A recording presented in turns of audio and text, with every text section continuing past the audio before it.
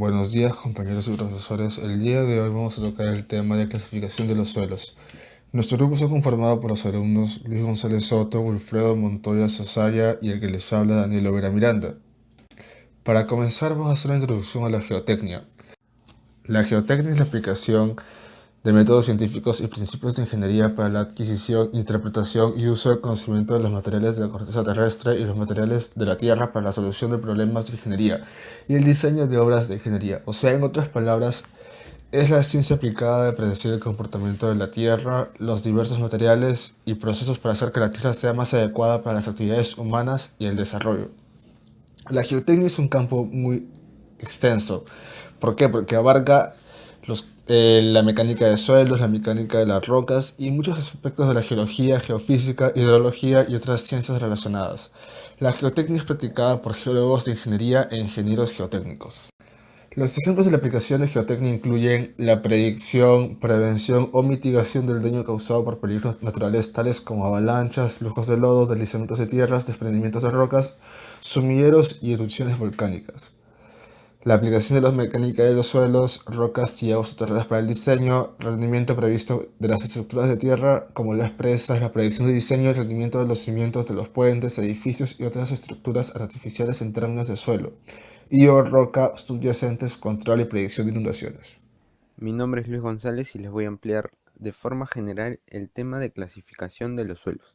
Es necesario hacer una clasificación de los suelos de forma sencilla y sobre todo precisa, para que se dé una mejor descripción de su comportamiento desde el punto de vista de la ingeniería. Así, cualquier ingeniero, por ejemplo, de ingeniería civil, geográfica o propio de nuestra carrera, que es transporte, puede entenderlo. Esto ayudará para que se transmita la información del suelo de forma eficiente. Los objetivos de la clasificación de los suelos. Primero, desarrollar una forma sistemática de describir, caracterizar y clasificar los suelos.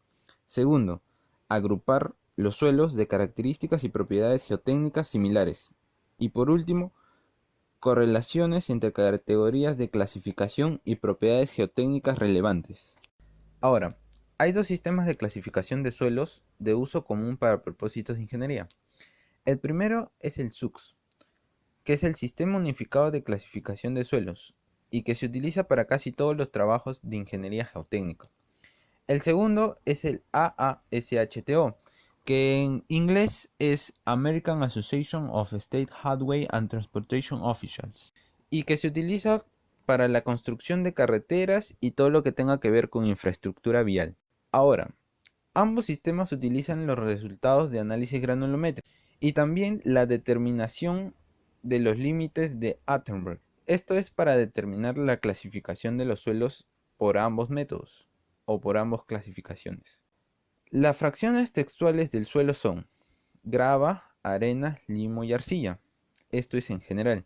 Ahora, un suelo comprende uno o más de estos componentes. Se le da un nombre descriptivo y una designación que consta de letras o también puede ser números y letras. Estas letras dependen de las proporciones relativas de los componentes y de las características de plasticidad del suelo. Ahora, para hablar sobre el sistema unificado de clasificación de los suelos, es muy interesante porque se basa en el sistema de clasificación desarrollado por Casagrande durante la Segunda Guerra Mundial. Con algunas modificaciones fue aprobado conjuntamente por varias agencias del gobierno de los Estados Unidos en 1952.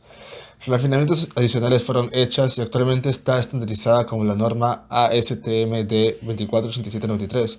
Se usa más que todo en los Estados Unidos y gran parte del mundo para trabajos de geotecnia, que no sean los caminos y carreteras. Los ceros de un sistema unificado se designan por un símbolo de dos letras.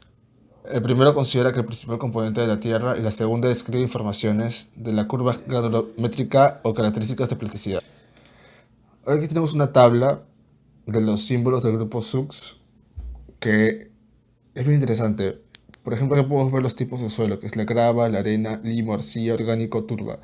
Cada uno tiene su prefijo que está distinguido por la primera letra de cada palabra. Por ejemplo, la grava es la G, la arena la S, limo M, arcilla S, orgánico O, turba PT, bien graduado W, pobremente graduado P, limoso M, arcilloso C, límite líquido alto menor de 50 L, límite líquido bajo menor de 50 H. Bueno, más que todos estos símbolos están hablados más que todo, se han denominado por el término en inglés. Por ejemplo, en grava es gravel, arena es sand, limo es silt, arcilla es clay, suelos orgánicos son organic soil y turba es peat soils. Y estos símbolos, como ya lo mencioné, son bien usados a nivel mundial y es bueno grabárselos para futuros trabajos de geotecnia. Hola, mi nombre es Wilfredo Montoya Sosaya. En esta ocasión voy a hablar sobre la clasificación de suelos ASHTO.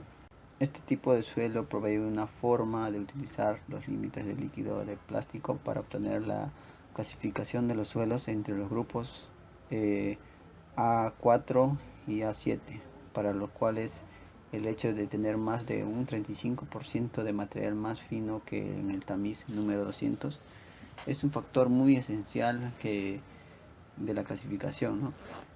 La designación de los subgrupos en el grupo A2 se logrará determinando si el suelo es A2, clasificando de acuerdo con su análisis granulométrico, pero tiene propiedades plásticas, características de los suelos que vendrían a ser el A4, el A5 y el A6 o el A7. Para poder hallar a qué grupo de suelos pertenece esto, se podría hallar gracias a una ecuación para poder establecer el índice de grupo del suelo que se podría clasificar, ¿no? Esta ecuación vendría a ser el índice de grupo, que es igual al 0,2% de A más 0,05 multiplicado A por C más 0,01 por B por D. El A significa que significa que el porcentaje de material más fino que el tamiz número 200 mayor que el 35%, pero menor que el 75%, expresado como un número entero positivo, que estaría, el A tomaría valores entre 1 a 40. En cambio, el B vendría a ser el porcentaje de material más fino que pasa por el tamiz número 200, mayor que el 15%, pero menor que el 55%, expresando como un número entero positivo que vendría a ser de un rango de 1 también a 40. En el caso del C, es una porción del límite del líquido mayor que 40, pero menor que 60, expresada como un número entero positivo que estaría viniendo entre un rango de 1 a 20.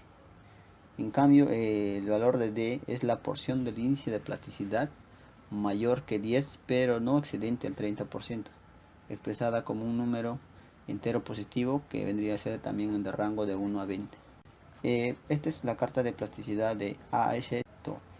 En la parte vertical vemos el índice de plasticidad, que estaría representado por IP, y en la parte horizontal vendría a ser el límite del líquido, que es representado como sufijo LL. En esta carta de plasticidad vamos a ver básicamente el suelo a qué pertenece, ¿no? Por ejemplo, vemos acá el A4, el A6, el A76 y el A5 y el A75, ¿no? Donde vemos el índice de plasticidad varía de 0 a 80 y el límite líquido vendría a ser de 0 a 100. El sistema de clasificación de Asto. La clasificación de Asto mayormente vamos a clasificar en dos columnas, que vendría a ser materiales granulares, que vendría a ser el 35% o menos del total para el tamiz número 200, y el material limo arcilloso más del 35% del total en el tamiz número 200. Vamos a poder observar acá que la clasificación del grupo está, por ejemplo, el A1 está dentro del A1A y 1A1B, y donde estaría el A3, el A2, el A5, y el A6 y el A7, así sucesivamente.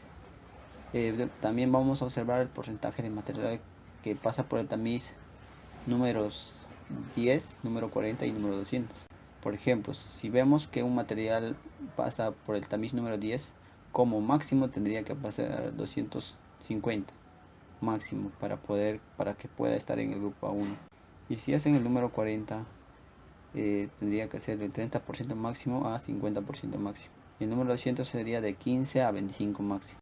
Entonces vemos que el tamiz número 200 hay un máximo, un límite. Por ejemplo, si pasa un 10% máximo ya no pertenecería a 1, entonces pertenecería al 3. Si es un 35%, entonces ya vendría a ser un grupo de A2. Y si es 36, a 4. Y si es 36, pues pertenecería al grupo A7. Y también observamos la característica de la fracción que pasa en el tamiz número 40, límite del líquido, el índice de plasticidad, que vendría a ser como 6 máximo. En el grupo A2 vemos que tendría que ser un 40% máximo a 10%. Y en el grupo A4 que vendría a ser de 40 a 10 también. Y en el grupo A5 vendría a ser de 41 a 10. El índice de grupo, a este les expliqué en la ecuación. La ecuación básicamente nos va a servir para ubicar el índice de grupo a que pertenece. En el caso, si ponemos todos los datos que decía A, C, B, D, observamos que nos sale un 4%, entonces nos significa que ese suelo pertenece al grupo A2.